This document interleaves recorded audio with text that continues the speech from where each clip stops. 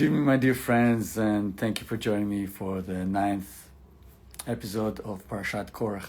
I'm a little bit stressed out today as I'm speaking to you guys because it's a very important chapter that is ancient and yet is very actual in today's world. We're just after the elections that took place in New York, the preliminary elections, and we saw exactly the same type of behavior that we read in the Bible in this Parsha. So what is Parshat Korach?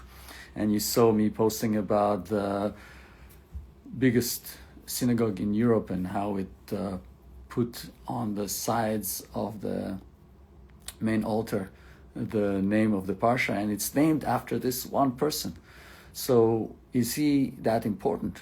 I mean, there is no chapter called Moses, and yet there's a chapter called Kera, or Korach. And the story is about a person who is from the tribe of Levite, who comes to Moses and says to him, we're all holy. You said so yourself. God has made us all holy, equally. Who made you, though, our leader?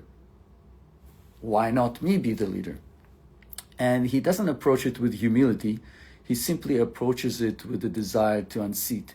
He's not looking to raise the people. He's looking to, in fact, unseat simply Moses and take power. But he cloaks it in the usual way that politics are cloaked through popularism, where he says, we are all here. And he gathers among him many other leaders who follow him in that goal.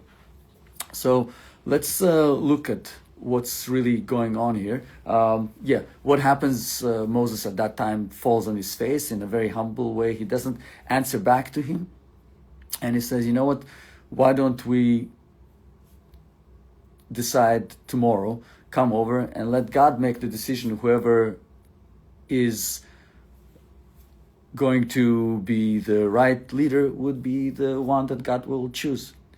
And they all come the next day, not all of them, but some of his supporters follow Korach, who, as I said again, is also from the tribe of Levite.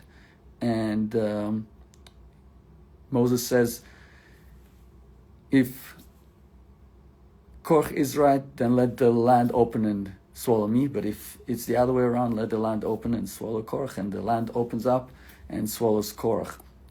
And what I want to discuss with you is a little bit how it's actual to today's time. And I wrote a couple of things that I will share with you. Again, a little bit stressed out as I'm talking, so please forgive me. So, the story is important because it's not only about the ideas that you speak, but it's actually the ideas that are inside of you. And what we see that Korach is actually representing ego, not humility like Moses. And he has this seductive power of the charisma that hides the deeper motives. And we know many people with this seductive power that made people follow them, kind of mesmerized, hypnotized, like Hitler, the Iranian Ayatollah, and many others like them. Now we have the Maidani one in New York.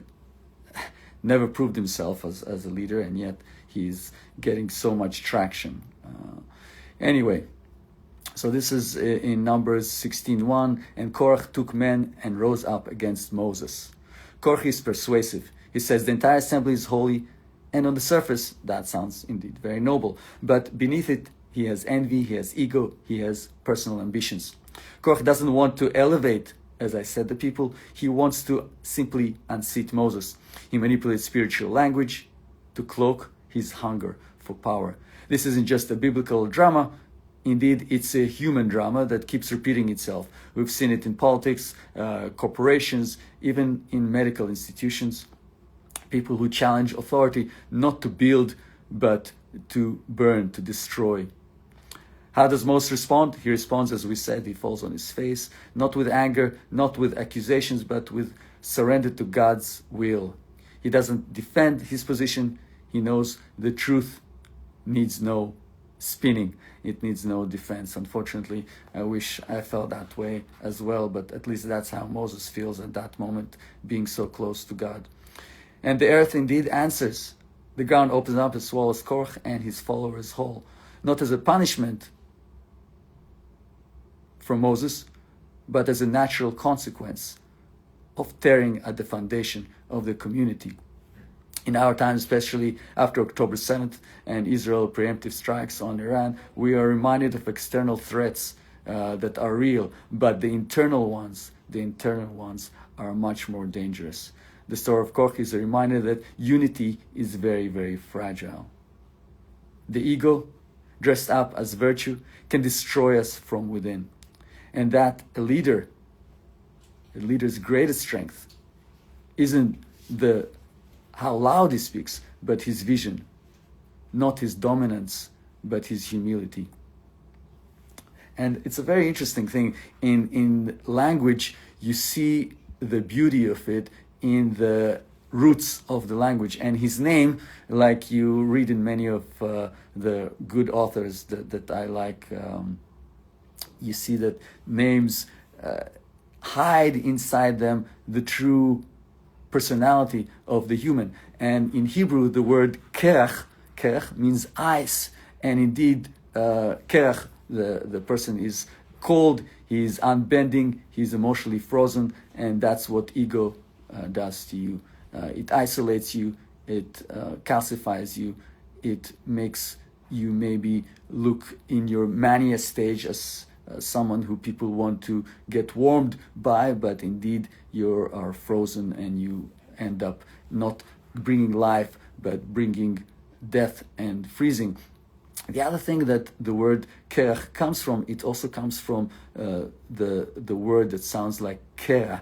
Kera means a split, a fracture from the whole, right? So on Shabbat we're talking about the whole, and he's taking a piece of the whole, doesn't let unity succeed, and that weakens the fabrics of our community. Instead of building it, it destroys it. And that's what you can see almost as I often say, there are no coincidences. And this is one of the examples where his name is like that. But the interesting thing is, in the Bible, one of the most influential prophets is Shmuel, Samuel, and he has 2 books in his name, Samuel 1, Samuel 2. He's actually a descendant of Korach. So not all of his children are being destroyed, we're living, but actually you have a chance to redeem yourself.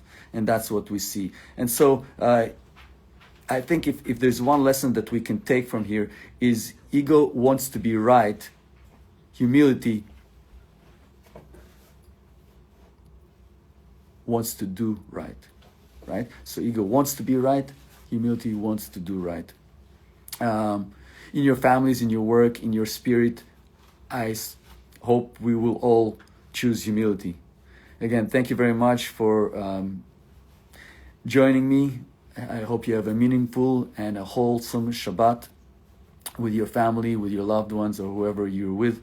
And as we say at Levitt Dermatology, health and beauty is our duty. Be good, do good, say good, and may good come your way. And until I see you next week, God bless. Shabbat Shalom.